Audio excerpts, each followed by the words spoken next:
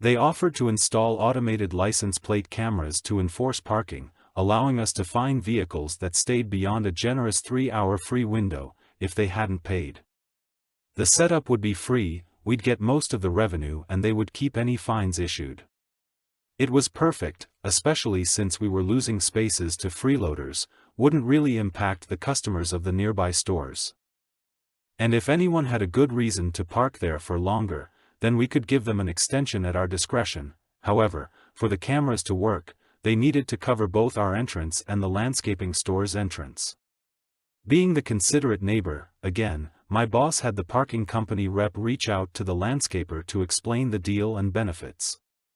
But true to form, the landscaper didn't even let the rep finish before kicking him out, making it very clear that, under no circumstances, would his lot become a paid parking zone. Instead of going through the hassle of putting up the necessary expensive fence, my boss had a better idea: big rocks.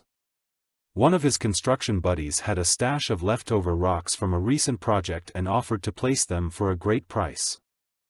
The parking company even agreed to front the cost, to be repaid through future parking revenue.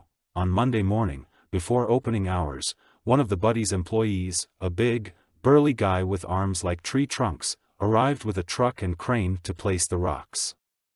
The rocks were neatly spaced to allow pedestrians to pass with carts but completely blocked vehicle access. The landscaper stormed out, yelling and trying to intimidate the worker into stopping. But the worker, unfazed, calmly told him to step back for his own safety, which made the much smaller landscaper back down and retreat in frustration. The rocks weren't just a physical barrier. They quickly became a mental obstacle for the landscapers as employees. Their muscle memory kept bringing them into our lot, only for them to realize too late that they couldn't drive through anymore.